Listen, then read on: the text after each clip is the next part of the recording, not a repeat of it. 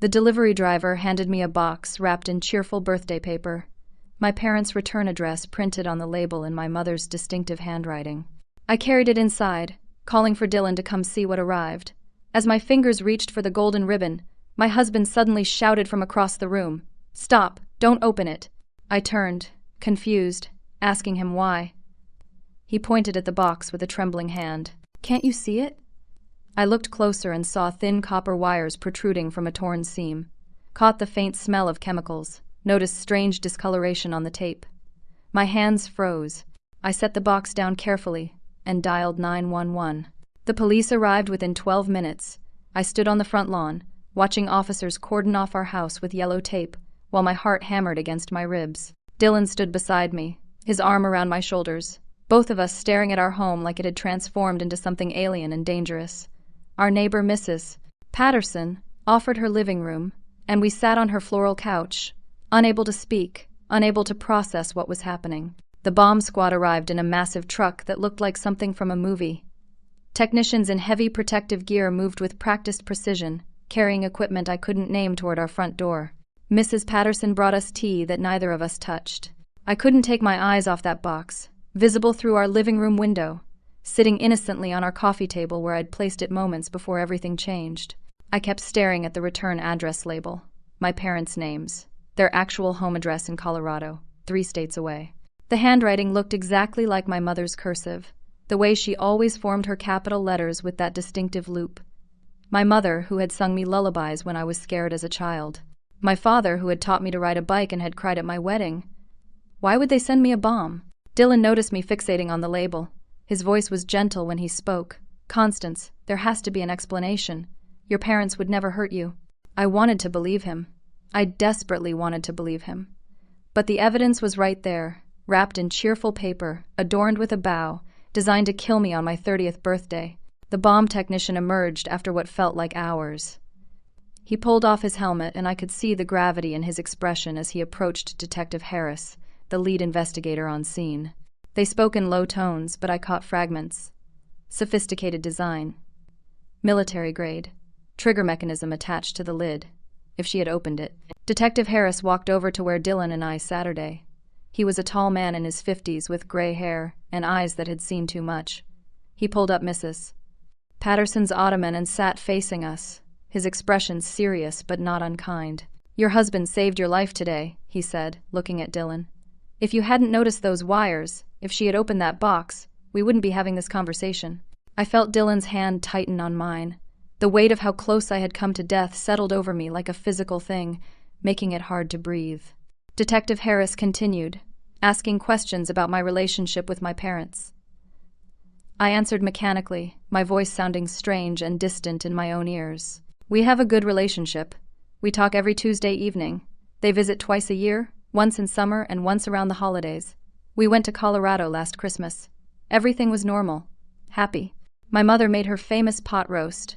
My father and Dylan watched football together. There were no arguments, no tension, nothing." Detective Harris took notes, his pen scratching across his notepad. "Any recent conflicts? Disagreements about money? Inheritance issues?" "No, nothing. My parents are retired teachers. They live comfortably, but they're not wealthy.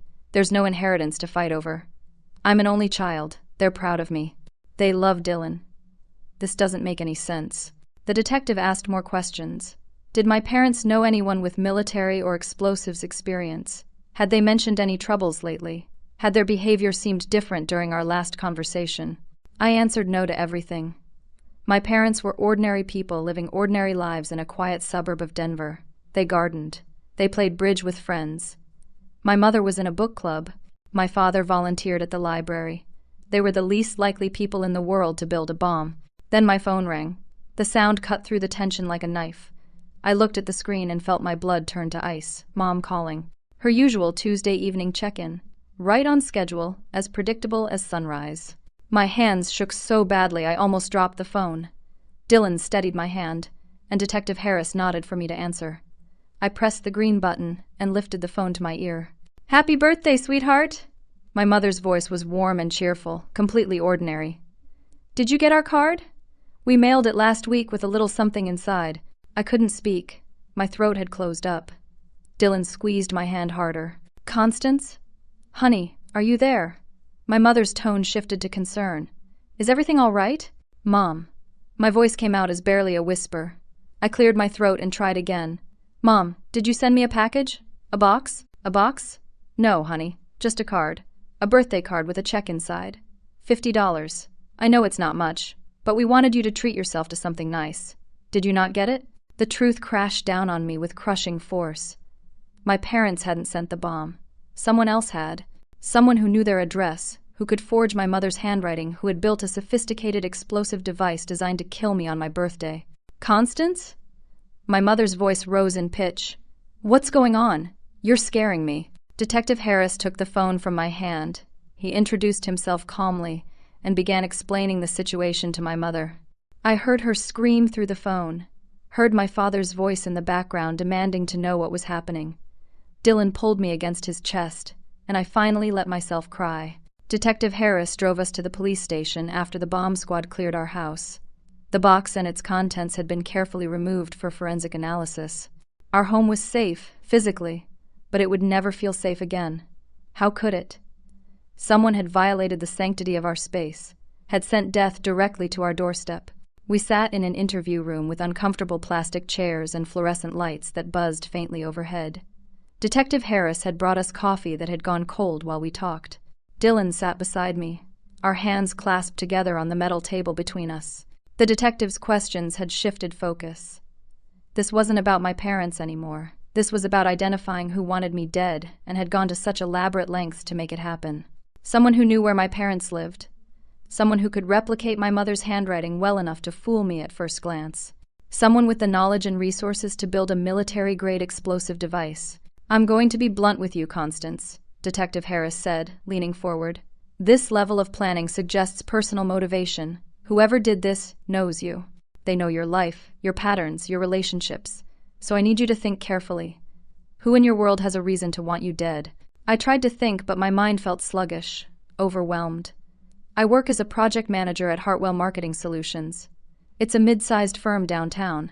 I manage client accounts, coordinate with creative teams, handle budgets and timelines.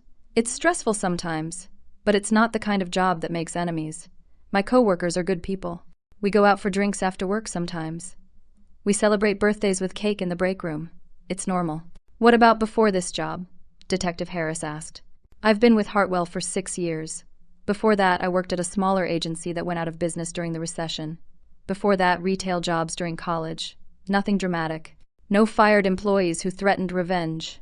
No clients who lost fortunes because of my mistakes.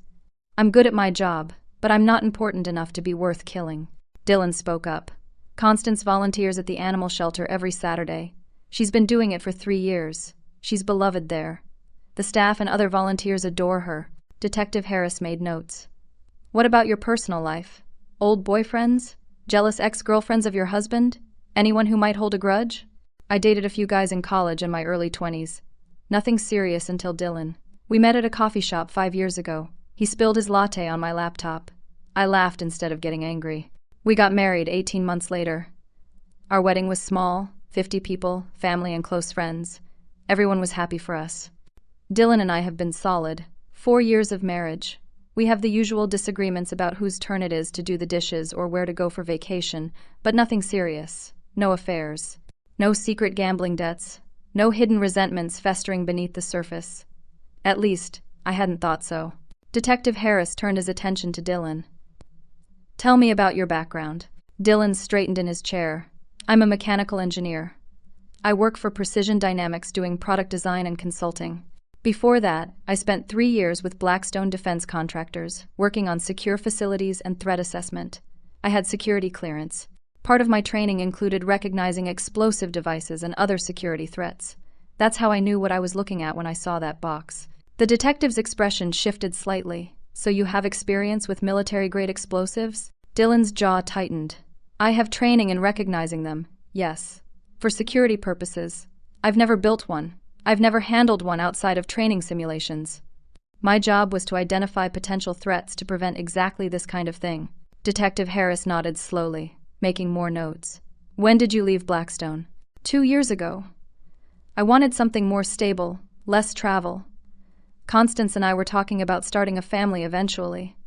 I didn't want to be gone half the month on security assessments. The questions continued, but I noticed a shift in Detective Harris's tone. His questions to Dylan became more pointed, more specific. How exactly did Dylan recognize the bomb components so quickly? Did he still have contacts at Blackstone? Had he maintained his security clearance? Dylan answered everything patiently, but I could feel his growing tension. Then came the question that changed everything.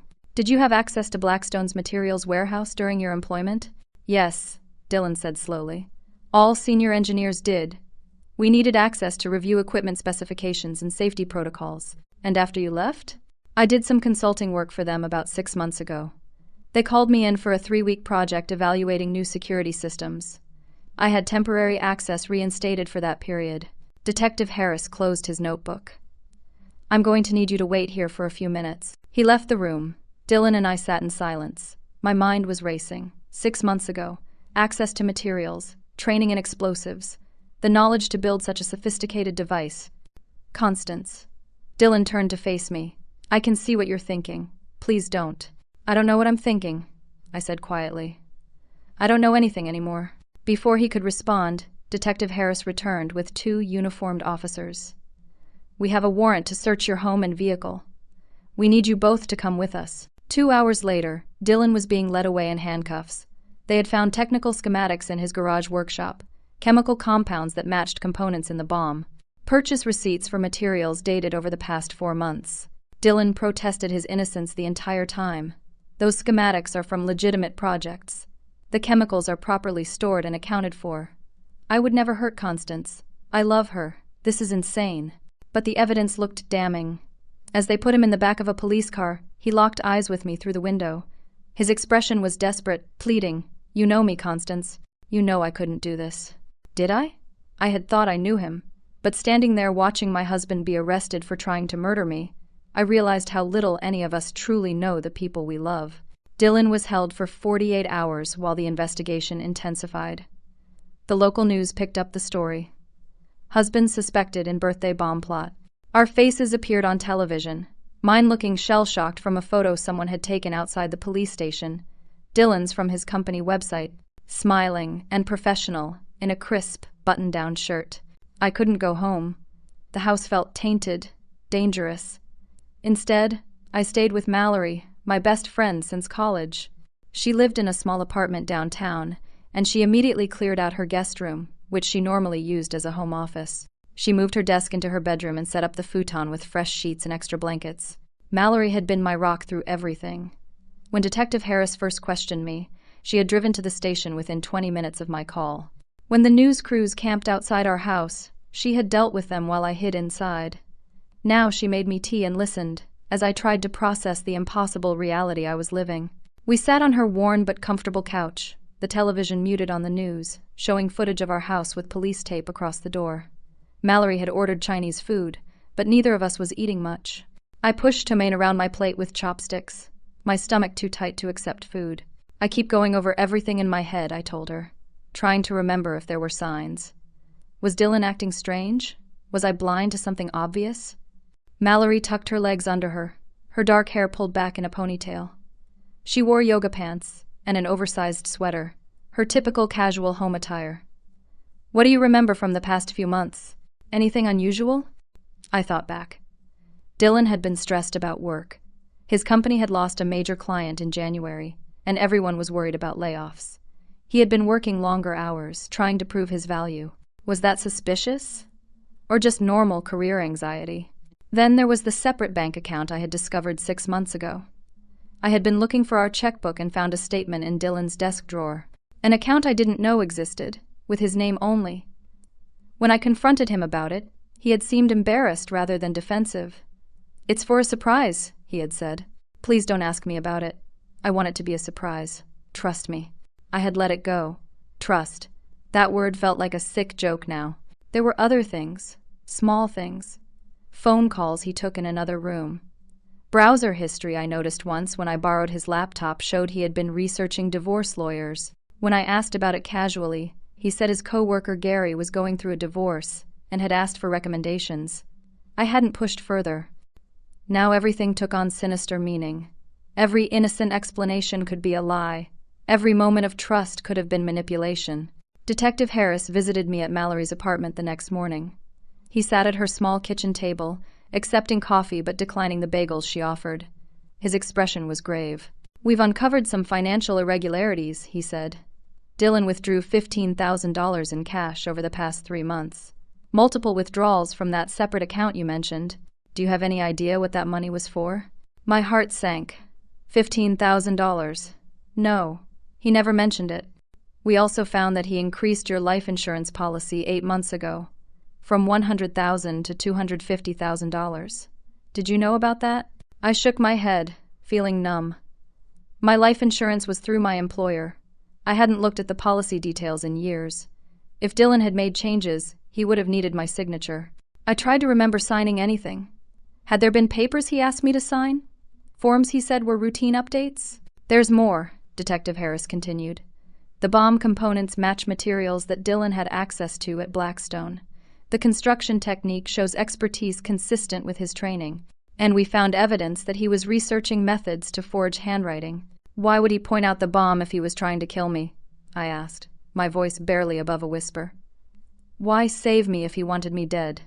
The detective leaned back in his chair. "We're still working on that theory. Possibly he was establishing an alibi. If he discovered the bomb himself and played the hero, it would deflect suspicion. Maybe he planned to try again later, after everyone's guard was down. Or maybe he got cold feet at the last second. None of it made sense. I wanted to believe Dylan was innocent, that there was some explanation for all of this. But the evidence was mounting, piece by damning piece. Then, on the second day of Dylan's detention, everything changed again. Detective Harris called me directly. "Constance, we're releasing Dylan. He's been cleared." "What?" I stood up so fast from Mallory's couch that I knocked over my water glass. "How?" "His alibi checks out completely. The package was mailed from Colorado on March 15th, at approximately 2 in the afternoon, according to the postal timestamp. Security footage from Dylan's workplace shows him in a meeting with 6 other people that entire afternoon in Philadelphia. The meeting was recorded. We've reviewed the video timestamp, and there's no possible way he could have been in Colorado that day. He was 3 states away." "But what about all the evidence? The materials in the garage? The money? The insurance policy?" Detective Harris sighed. "The materials are all accounted for through legitimate consulting projects. We verified every item against his work records. The $15,000? He was saving for a surprise anniversary trip to Europe. He had reservations, itineraries, the whole thing planned. We found all the documentation. The insurance policy increase? You did sign for it. There's a form with your signature from last year. He told the insurance agent it was for additional security, as you both got older and were planning for the future. It's all legitimate." "What about the handwriting research?" "He was looking at handwriting analysis as a hobby. Apparently he follows several forensic science blogs. It's completely unrelated to the bomb." "So someone is framing him," I said slowly. "That's our current theory. Whoever built this bomb knows Dylan's background and deliberately chose materials and methods that would point to him. They knew about his training, his access to Blackstone, his expertise. This is sophisticated, Constance. Very sophisticated. They released Dylan that afternoon. He came to Mallory's apartment, and we stood in her doorway for a long moment, neither of us knowing what to say. He looked exhausted, his eyes shadowed, his shirt wrinkled from 2 days of detention. "I'm sorry," I finally said. "I'm sorry I doubted you." He pulled me into his arms, holding me tight. "You had every reason to doubt me. The evidence looked terrible. But Constance, I swear to you, I would never hurt you. Never." I wanted to feel safe in his embrace. I wanted everything to go back to normal. But how could it? Someone out there wanted me dead.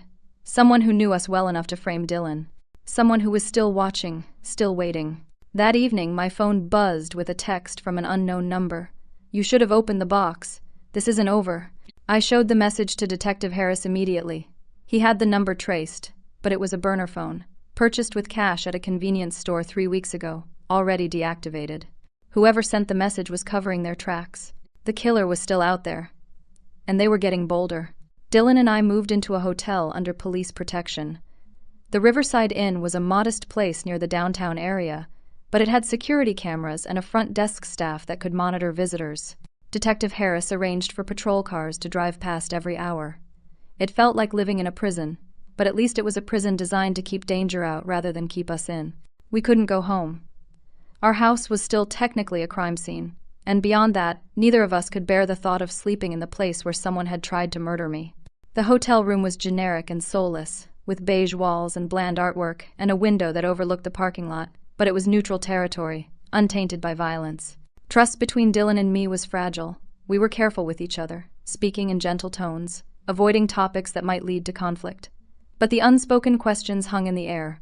He had been cleared by evidence, but doubt, once planted, is hard to completely uproot. And Dylan knew I had doubted him. That knowledge sat between us like a third presence in the room. Detective Harris came to brief us every morning. The investigation had expanded. They were interviewing everyone in my life, looking for anyone with motive, means, and opportunity. My co-workers at Hartwell Marketing were questioned extensively. One name kept coming up: Gary Brennan. He was a senior account manager at Hartwell, someone I had worked alongside for years. 2 years ago, when the project manager position opened up, both Gary and I had applied. I got the job. Gary had been with the company 3 years longer than me. He had more seniority, more connections, and he had expected the promotion to be his. I remembered the day they announced my promotion. Gary had congratulated me with a smile that didn't reach his eyes. He had said all the right things, but there was something underneath, a bitterness he couldn't quite hide. For a few weeks afterward, he had been cool and distant, but eventually, he seemed to accept it. We had gone back to being cordial colleagues. At least, that's what I had thought. Detective Harris showed me a file. Gary Brennan has a degree in electrical engineering, he said. Before he went into marketing, he worked in technical fields. He would have the knowledge to build a bomb. But the alibi? I asked. Solid. Gary was at a company training seminar the day the package was mailed. 40 people can vouch for his presence. And we've checked his finances, his communications, his home. There's nothing connecting him to the bomb. Every lead seemed to hit a dead end. The police interviewed my neighbors, my volunteer coordinator at the animal shelter, parents of children I had mentored through a community program, former classmates, anyone who might harbor resentment or jealousy. They found nothing. 3 days after Dylan's release, I made a decision. I was going back to work. Detective Harris strongly advised against it. The killer was still out there, still focused on me, still dangerous. But I couldn't keep hiding. I couldn't let fear control my life. If I did, then whoever wanted me dead had already won in a different way. Hartwell Marketing Solutions occupied 3 floors of a modern glass and steel building downtown. I arrived early, before most of my co-workers. The office was quiet, just the hum of computers and the soft gurgle of the coffee maker in the break room. My desk was exactly as I had left it. Organized stacks of papers, a framed photo of Dylan and me on our honeymoon in Mexico, a small succulent plant that had somehow survived my extended absence. I tried to work, to lose myself in emails and project timelines in budget spreadsheets. But I couldn't focus. Every time someone walked past my cubicle, I tensed. Every unexpected sound made me jump. I kept thinking about that text message. This isn't over. At 10:30, someone knocked on my cubicle wall. I spun around, my heart racing, and found myself face to face with Gary. He held a coffee cup in one hand and wore a sympathetic expression. "Constance, I'm so glad you're back. We've all been so worried about you." I forced a smile. "Thank you, Gary. It's good to be back. If you need anything, please let me know. I can't imagine what you've been through." He seemed sincere, but I found myself studying his face, looking for signs of deception, of malice hidden behind concern. Was he involved? The police had cleared him, but were they wrong? I hated that I was suspicious of everyone now, that trust had become impossible. Around noon, our office manager, Patricia, called everyone to the break room. My co-workers had organized a welcome-back gathering, complete with a cake that said, "We missed you." People hugged me, told me they were glad I was safe, assured me that security had been increased in the building. I smiled and thanked them. But all I could think was that one of these people might be trying to kill me. I made it through the day through sheer force of will. When 5 o'clock finally came, I packed up my things and headed for the elevator. The parking garage was 2 floors below ground level, dimly lit and echoing.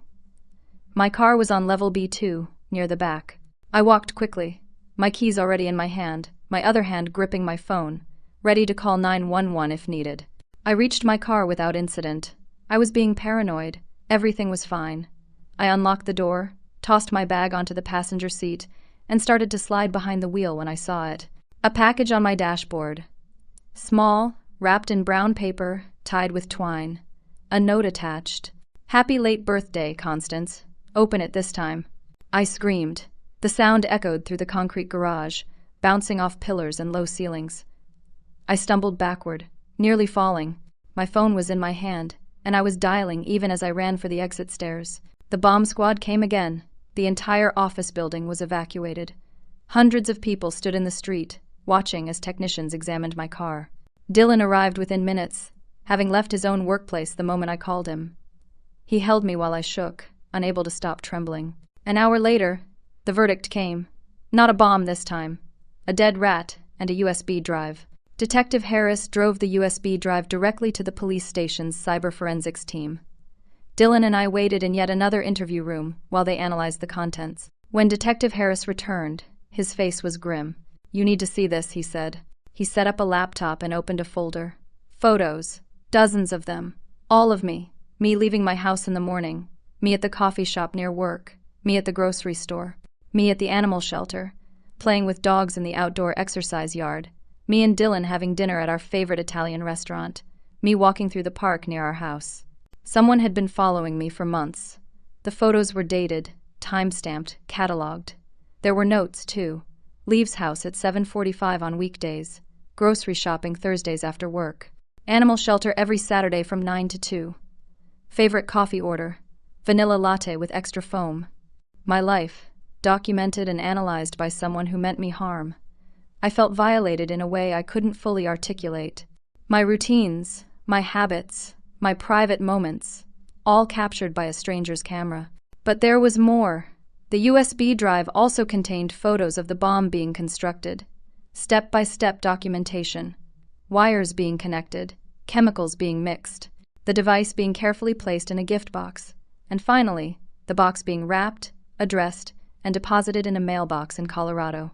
The killer was taunting me, showing me how close they had been, how carefully they had planned, how much they knew about every aspect of my life. Detective Harris pointed to one of the surveillance photos. This was taken at the animal shelter. Look at the angle. I studied it. The photo showed me kneeling beside a golden retriever, scratching behind his ears, smiling. The angle suggested it had been taken from a vehicle parked across the street. "I remember seeing a silver sedan parked there," I said slowly. "Multiple Saturdays. I never thought much of it. People parked there all the time." "Do you remember any details about the car?" "Four-door. Silver or maybe light gray. I didn't look closely. Why would I?" Detective Harris closed the laptop. "We're going to find whoever did this, Constance. I promise you that." But his promise felt hollow. The killer was always one step ahead, always watching, always planning their next move. And I had no idea who they were or when they would strike again. That night, Dylan and I returned to our hotel room, in silence. We were both exhausted, emotionally drained. I stood at the window, looking out at the parking lot, and realized that I was studying every car, every shadow, every potential threat. This is what my life had become. Constant vigilance, constant fear. The killer wanted me dead, but in a way they were already succeeding. They had taken away my sense of security, my ability to trust, my peace of mind. Dylan came up behind me, wrapping his arms around my waist. "We're going to get through this," he said quietly. "Together." I leaned back against him, wanting desperately to believe that. But a voice in my head whispered doubts. Would we get through this? Or would the killer eventually succeed? How many attempts could I survive before my luck ran out? The next morning brought a break in the case. Detective Harris called at 7 a.m, waking us from restless sleep. "We found the private investigator who took those photos." "Get dressed. I'm picking you up in 20 minutes. The private investigator's name was Patrick Connolly. He operated out of a dingy office above a pawn shop on the east side of town. Detective Harris brought Dylan and me along for the interview, which took place at the police station rather than Patrick's office. Patrick was a thin man in his 50s with thinning hair and nervous hands. He sat across from us in the interview room, a lawyer beside him, insisting he had done nothing wrong. "I run a legitimate business," he said. "Background checks, surveillance for suspicious spouses, that kind of thing. I was hired 3 months ago to follow and photograph a woman." I was told it was a standard case, probably infidelity or insurance fraud investigation. I had no idea about any bomb plot. Detective Harris leaned forward. Who hired you? Anonymous client. All communication through encrypted messages.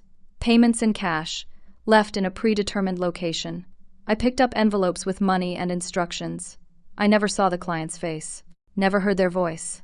How much were you paid? $5,000 total. $1,000 up front, the rest in installments as I delivered the photos. Where did you deliver the photos? I uploaded them to a secure server. The client provided the login credentials. I never kept copies. This is the first time I'm seeing them again. Detective Harris showed him printouts of some of the surveillance photos. Can you tell us anything about when and where these were taken?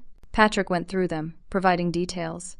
Dates, times, locations. He had been methodical, professional. He had documented my life without ever questioning why someone would pay him to do so. What about the car you used for surveillance? Detective Harris asked. Silver sedan, 2015 Honda Accord. It's parked outside my office. You're welcome to examine it. The police did examine it. They found nothing connecting Patrick directly to the bomb, and his alibi for the day the package was mailed to me was solid. He had been conducting surveillance on a different client's spouse in another part of the city. Multiple witnesses and time-stamped photos confirmed it. But the encrypted messages provided a trail. The FBI's cyber forensics team worked through the night, tracing the digital breadcrumbs. The messages had been routed through multiple servers to hide their origin, but eventually they found the source. The messages came from a laptop purchased 6 months ago at an electronics store in the suburbs. The laptop was bought with a credit card. The card belonged to Mallory Chen. I refused to believe it when Detective Harris told me. There had to be a mistake. Mallory was my best friend. She had been supporting me through all of this. She had given me a place to stay, a shoulder to cry on, unwavering loyalty and love. It's impossible, I said. Mallory would never hurt me. She's been my friend for 12 years, since college. Detective Harris showed me the credit card records. The purchase of the laptop. The payments to Patrick Connolly. Even the purchase of materials that matched bomb components, bought over a period of months from different suppliers to avoid suspicion. There has to be an explanation, I insisted. Her card must have been stolen. Someone's framing her like they tried to frame Dylan. We need to bring her in for questioning, Detective Harris said gently. I'm sorry, Constance. Let me talk to her first, I said. Please.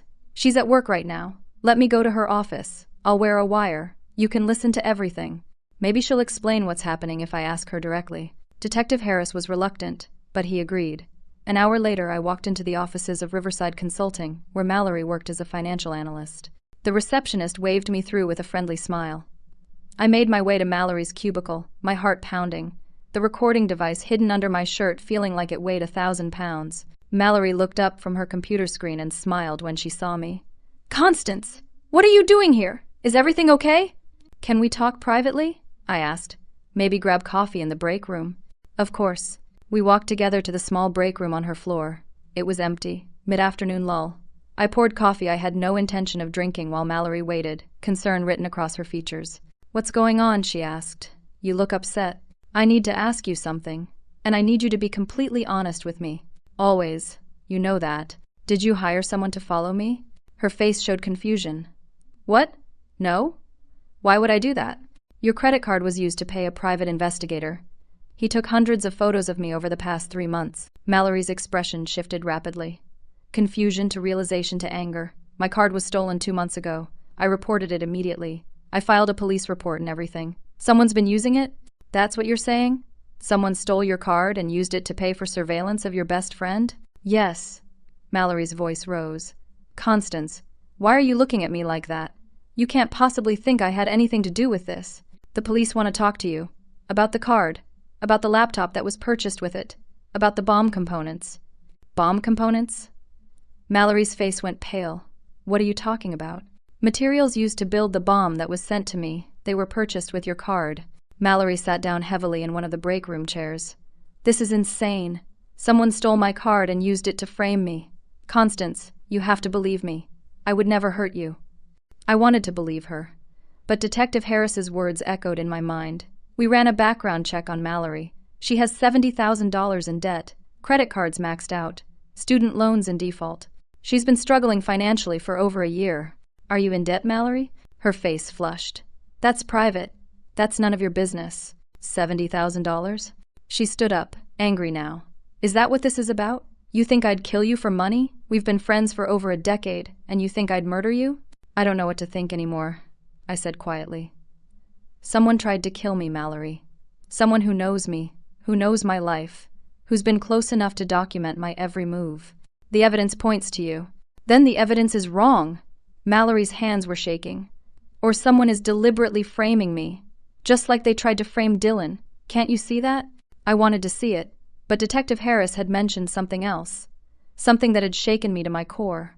Mallory dated Dylan briefly in college. Before he met me. I had never known that. Dylan had never mentioned it. Mallory had certainly never told me. Did you date Dylan? I asked suddenly. Mallory froze. What? In college. Did you and Dylan date? Her silence was answer enough. Why didn't you tell me? I demanded. All these years, and you never mentioned it? It was barely anything. A few dates freshman year. It didn't matter. When I met you sophomore year and we became friends, I didn't even know you knew Dylan. By the time you two started dating years later, it felt too awkward to bring up. I thought it would make things weird between us. You've been in love with him this whole time, haven't you? No. Mallory looked horrified. Constance, no. It was 12 years ago. I moved on. I've dated other people. I'm happy for you two. But something in her expression betrayed her. A flicker of pain, quickly hidden. Detective Harris had been right. This was about jealousy. About watching the man she never stopped loving marry someone else. About watching me live the life she wanted while her own life fell apart under the weight of debt and loneliness and unspoken resentment. You need to come to the police station, I said. They have questions for you. Fine, Mallory said, grabbing her purse. I'll answer their questions. I'll prove I had nothing to do with this. And when I'm cleared, just like Dylan was cleared, maybe you'll realize that someone is targeting all of us. Not just you. We walked out of her office together, me leading, her following. A police car was waiting outside. Detective Harris stood beside it. When Mallory saw him, something in her expression changed. Fear replaced anger. And in that moment, I knew. She was guilty. She had done this. At the police station, Mallory maintained her innocence for 3 hours. Then, confronted with overwhelming evidence, she finally broke. Not just the credit card purchases, but phone records showing she had researched explosives and bomb-making techniques. A storage unit rented under a fake name but paid for with her card, containing bomb-making materials. Fingerprints on components. Digital footprints showing she had stalked my social media, learned my parents' address, ordered specialty items online. The whole story came tumbling out. Yes, she had been in love with Dylan since college. Yes, watching him marry me had been agony. Yes, she had befriended me specifically to stay close to him. For years, she had nursed her resentment, watching us be happy while her own life deteriorated. The debt had been mounting. She had been passed over for promotions at work. Her romantic relationships all failed. Everything good seemed to flow to me effortlessly while she struggled. 6 months ago, something inside her snapped. She started planning. If she couldn't have Dylan, she would take him away from me. She would kill me and frame him, sending him to prison. That way, I would be dead, and he would suffer. Her jealousy would finally be satisfied. When the first bomb failed and Dylan was cleared, she had been forced to improvise. The surveillance, the second package, all of it was escalation. She had become obsessed, unable to stop. I'm sorry, she sobbed during her confession. I never wanted to be this person. I know it's sick. I know it's wrong. But I couldn't stop thinking about it. Couldn't stop hating you for having everything I wanted. I watched through the one-way glass as she confessed. This person I had trusted completely had spent years pretending to be my friend while secretly wishing me dead. The betrayal was almost worse than the attempts on my life. Then, in the middle of her confession, an alarm sounded. There was shouting in the hallway. Someone yelled that a fire had been reported on the 3rd floor. Smoke began filtering under the door of the interview room. In the chaos of evacuation, Mallory attacked the officer guarding her. She grabbed his baton, struck him across the head, and ran. By the time other officers responded, she was gone, out a side exit, and into the street. The fire was a diversion, a false alarm she had triggered somehow. Detective Harris immediately called me at the hotel. Mallory escaped. She knows exactly where you are. Get Dylan and get out of there now. But it was too late. I heard a sound at the door. Not a knock, but a crash. The door burst open, splintering around the lock. Mallory stood in the doorway, her hair wild, her eyes crazed. She had a gun. Dylan moved toward Mallory, his hands raised in a calming gesture. "Mallory, please, put the gun down. This doesn't have to end this way." Mallory laughed, a high, unhinged sound. "Doesn't have to end this way? It's already too late. I've lost everything. My job, my freedom, my life. I'm not going to prison. But I'm not going alone either." She fired a warning shot that went wide, striking the wall near Dylan's head. He dove to the side, and the bullet grazed his shoulder, tearing through his shirt and leaving a red line across his skin. He gasped in pain and collapsed against the wall. "Dylan!" I screamed. Mallory turned the gun on me. "No more warnings. You're coming with me." She forced me out of the hotel room at gunpoint. The hallway was empty, most guests either evacuated or barricaded in their rooms. She marched me to the stairwell and down to the parking garage. Her car was parked near the exit, engine already running. She must have prepared this, anticipated the possibility of escape. She shoved me into the passenger seat and climbed behind the wheel. She kept the gun pointed at me as she drove, her hands surprisingly steady despite the wildness in her eyes. We left downtown, heading toward the industrial area on the outskirts of the city. "Why are you doing this?" I asked, trying to keep my voice calm. "You already confessed. Killing me now won't change anything." "It'll make me feel better," she said flatly. "You have no idea what it's been like. 12 years of pretending to be happy for you. 12 years of watching him love you. Do you know how many times I sat across from you at coffee shops or restaurants, listening to you talk about your perfect marriage, wanting to scream? I never knew you felt that way. If you had told me you had feelings for Dylan before we started dating, I would have backed off." Mallory laughed bitterly. "Really? You expect me to believe that? You were so beautiful, so charming, so perfect. Dylan fell for you instantly. Even if I had told you, it wouldn't have mattered. He chose you. He always would have chosen you." We drove for 20 minutes. The city gave way to scattered warehouses and industrial buildings, many of them abandoned. Mallory finally stopped in front of a large warehouse with broken windows and rust-streaked walls. The sun was setting, casting long shadows across the empty parking lot. She forced me out of the car and into the warehouse. The interior was vast and empty, filled with shadows and the smell of decay.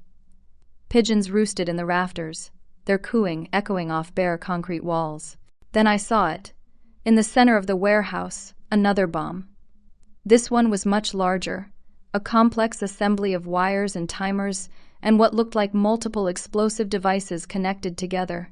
This wasn't designed to kill one person. This would bring down the entire building.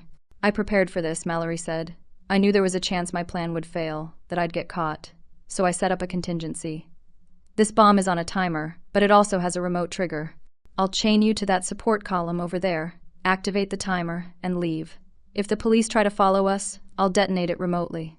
Either way, you die." She chained my wrist to a support column with a length of heavy chain and a padlock. The chain was short, giving me maybe 3 feet of movement.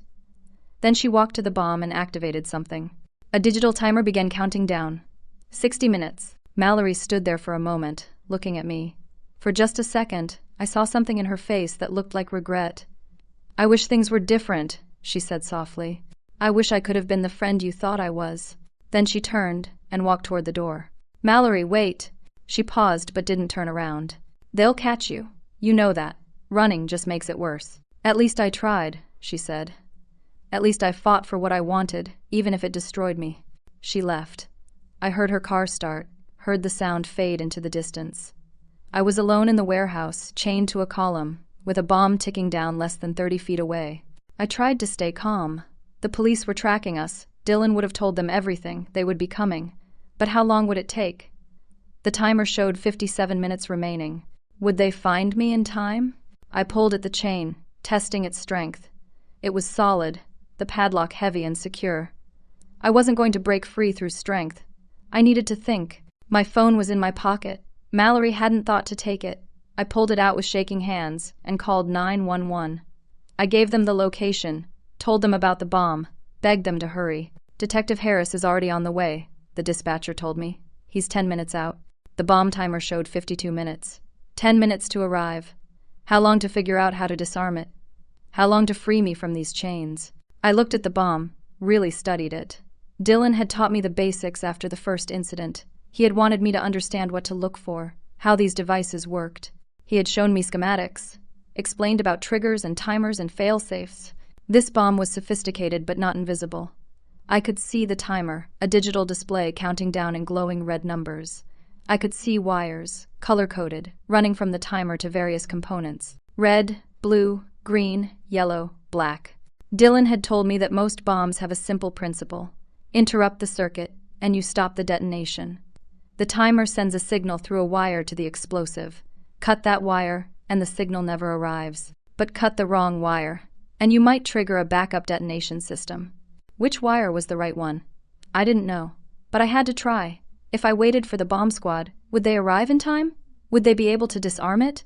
Or would Mallory detonate it remotely the moment she saw police cars approaching? I had to do something. I couldn't just stand here and wait to die. The chain gave me just enough reach. If I stretched as far as I could, my fingers could almost touch the edge of the bomb housing. Not quite enough to manipulate the wires, but close. I looked around desperately for anything that could help. A piece of metal, a tool, anything. My eyes landed on a broken piece of rebar lying against the wall, just out of reach.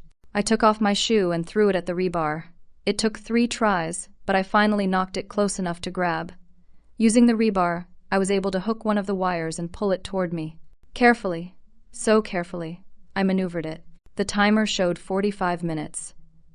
My hands were shaking so badly I could barely hold the rebar. I thought about Dylan, wounded in the hotel room. I thought about my parents, who would have to bury their only daughter. I thought about all the things I still wanted to do, places I wanted to see, children I wanted to have. I wasn't ready to die. Not like this.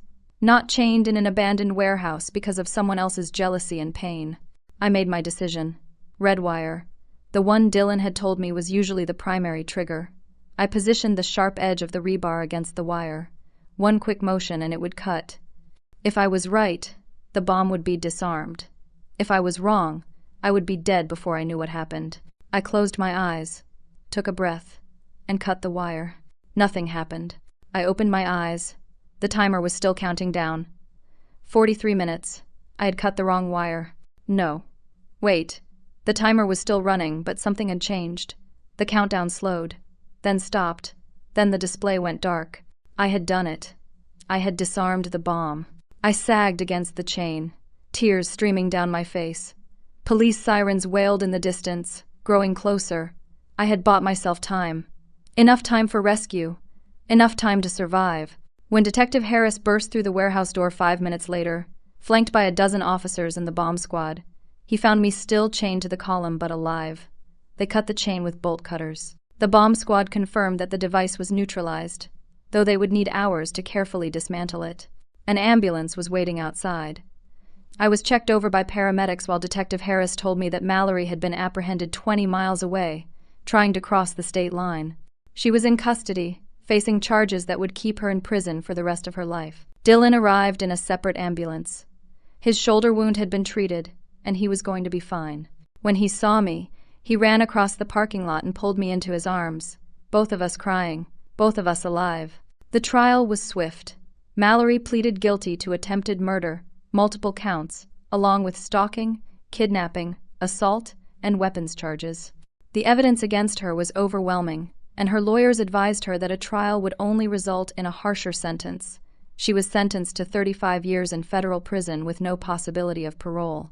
During the sentencing hearing, I sat in the courtroom and listened, as the full extent of her obsession was revealed.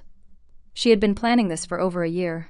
She had taken online courses in chemistry and engineering, studied bomb-making forums on the dark web, practiced building smaller devices in the storage unit she rented. Her laptop revealed hundreds of pages of notes, plans, contingencies. She had thought through every detail, anticipated every possible outcome, except one: that I would survive. The judge called it one of the most disturbing cases of jealousy-driven violence she had seen in 30 years on the bench. Mallory showed no emotion as she was led away in handcuffs. She didn't look at me, didn't speak, didn't show any sign of the friend I thought I knew. That person, I realized, had never really existed. She had been a fiction, a mask worn by someone consumed by resentment and longing. Recovery took time. I developed post-traumatic stress disorder. Loud noises made me jump. I had nightmares about bombs and chains and the countdown timer glowing red in the darkness. I avoided crowded places. I checked my car for packages every single time I approached it. Simple tasks like opening the mail required deep breaths and conscious effort to calm my racing heart. I took 3 months of medical leave from work. Dylan took time off too, and we focused on healing together. We started therapy, both individual sessions and couples counseling. Our therapist, a kind woman named Dr. Martinez, helped us work through the trauma and the damage to our trust. The doubts I had harbored about Dylan during those early days of the investigation had wounded our marriage. We had to talk about it honestly, confront the fact that I had believed, even briefly, that he might want to hurt me. Dylan was patient and understanding, but I could see the pain in his eyes when we discussed it. "I'm sorry," I told him during one particularly difficult therapy session. "I should have trusted you." "You had reasons to doubt," he said. "The evidence looked bad. I understand that intellectually. But emotionally, knowing that you thought I could hurt you, that cuts deep." Dr. Martinez guided us through the process of rebuilding trust. It wasn't quick or easy.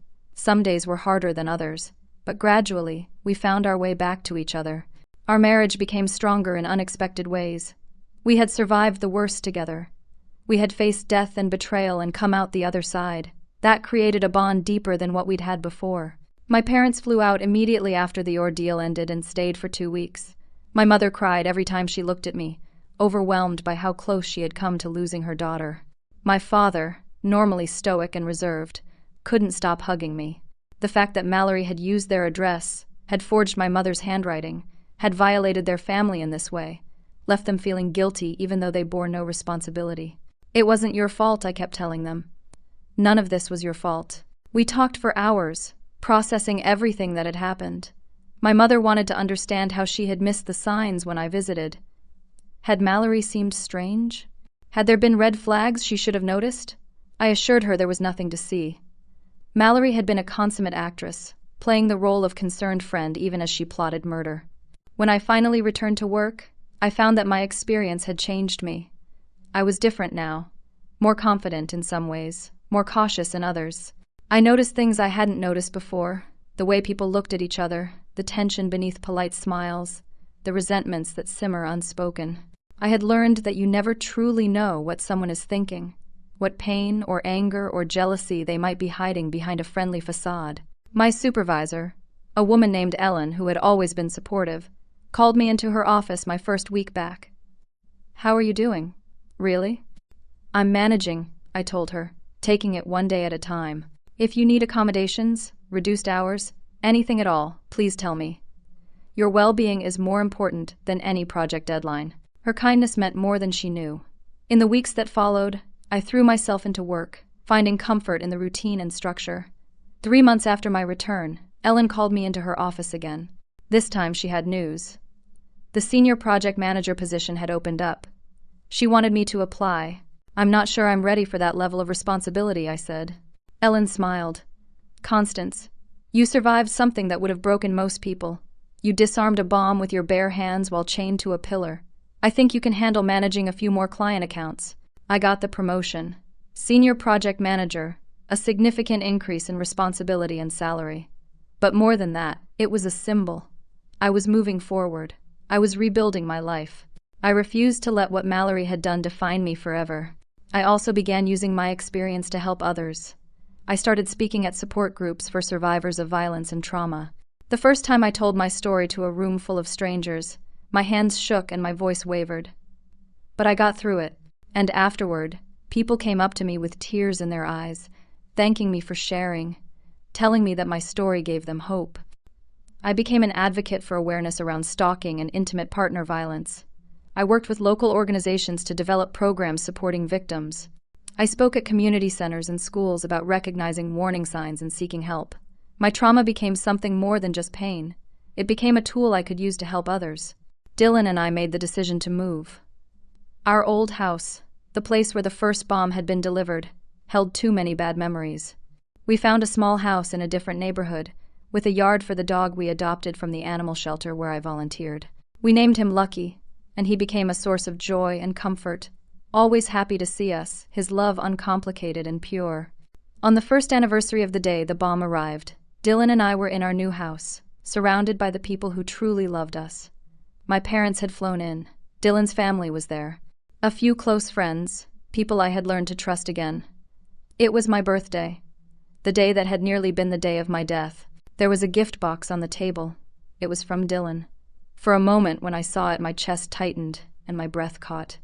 Old fear, old trauma, rising up despite the year of healing. Dylan saw my reaction and came to my side. "It's okay," he said gently. "You're safe. But you don't have to open it if you're not ready." I took a deep breath. Reminded myself that I was safe, that I was surrounded by people who loved me, that Mallory was in prison and would stay there.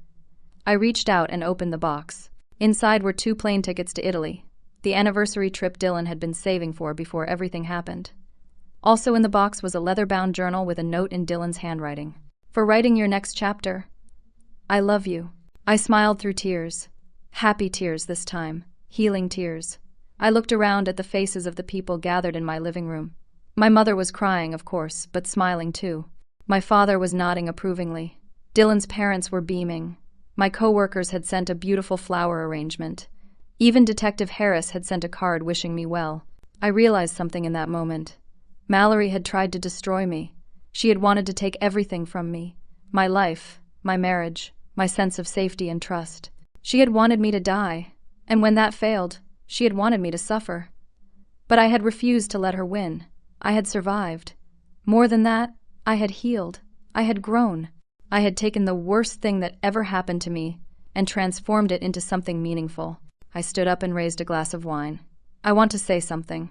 Everyone quieted, turning to look at me. A year ago today, someone tried to kill me. Someone I trusted, someone I called my best friend. She tried to take my life and failed. But she did take something from me. She took my innocence, my assumption that the world is safe, that people are fundamentally good. She taught me that evil can wear a familiar face, that jealousy and pain can twist someone into something monstrous. I paused, gathering my thoughts. But I learned other things too. I learned that I'm stronger than I ever knew. When pushed to the edge, when faced with death, I found courage I didn't know I had. I disarmed a bomb. I saved my own life. And in the months since, I've learned that healing is possible. That trust can be rebuilt. That scars don't have to be the end of the story. They can be the beginning of a new chapter. I looked at Dylan, at my parents, at all the people who had supported me. I learned that I'm not alone. That there are people who love me truly, without hidden agendas or secret resentments. I learned to be grateful for every ordinary day, every peaceful morning, every moment of safety and love that I used to take for granted. Everyone was crying now, including me. I raised my glass higher. So here's to survival. Here's to healing. Here's to refusing to let fear win. Here's to all of us. And to the future that Mallory tried to steal from me but failed. Thank you for being here. Thank you for loving me. Thank you for helping me find my way back to life. We clinked glasses and drank, and I felt something inside me settle. Peace, maybe, or at least the beginning of it. The nightmares would probably never completely disappear. The hypervigilance would probably always be there, lurking beneath the surface. But I had learned to live with it, to manage it, to not let it control me. Over the following months, Dylan and I took that trip to Italy. We walked through ancient streets, ate incredible food, drank wine in outdoor cafes, and remembered how to laugh together without fear.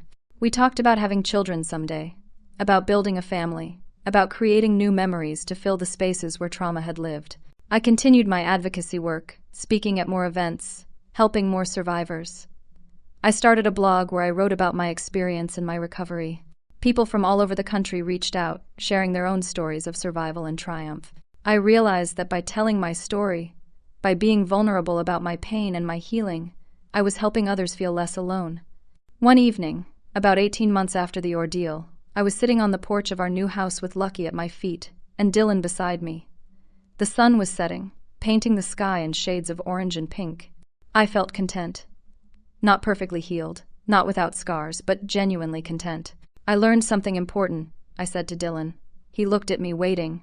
I learned that we're all more fragile than we think. Life can change in an instant. Safety is an illusion. But I also learned that we're more resilient than we imagine. We can survive things that seem unsurvivable. We can heal from wounds that seem fatal. And we can choose, every single day, to keep living, to keep loving, to keep hoping. Dylan took my hand. You're amazing, you know that? I laughed. I'm a survivor. That's different from amazing. I didn't have a choice but to survive. No, he said firmly. You had a choice at every step. You could have given up. You could have let the fear consume you. You could have let Mallory win by living the rest of your life in terror. But you didn't. You fought back. You healed. You helped others. That's amazing. Maybe he was right. Maybe there was something remarkable in the simple act of refusing to be destroyed. Maybe resilience itself was a form of heroism. I looked out at our quiet street, at the neighbors walking their dogs, at the children playing in yards, at the ordinary, beautiful, fragile peace of an evening in a safe neighborhood. I had almost lost all of this. Someone had tried to take it from me, but I was still here. I had won, and that, I realized, was enough. It was more than enough. It was everything. To anyone out there who's experienced betrayal or violence, who's struggling to heal from trauma, who's trying to rebuild trust after it's been shattered, I want you to know something. You're stronger than you think. The path forward won't be straight or easy. There will be setbacks and hard days and moments when you wonder if healing is even possible. But it is. I'm living proof. You can survive. You can heal. You can reclaim your life from the person who tried to destroy it. And when you do, when you finally reach that place of peace and hope and renewed trust in the world, it will be the sweetest victory you've ever known.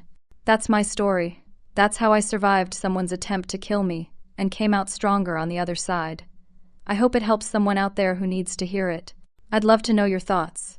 Have you ever experienced a betrayal by someone close to you? How did you rebuild trust afterward?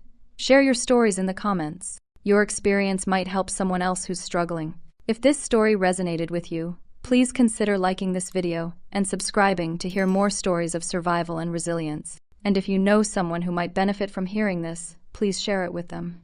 Sometimes we all need a reminder that healing is possible, that we're not alone, and that survival itself is a victory worth celebrating. Thank you for listening to my story. Thank you for being part of my healing journey. And remember, no matter what you're facing, no matter how dark things seem, you have the strength within you to survive and eventually to thrive. I believe in you. Stay strong, stay hopeful, and never stop fighting for your peace and your future.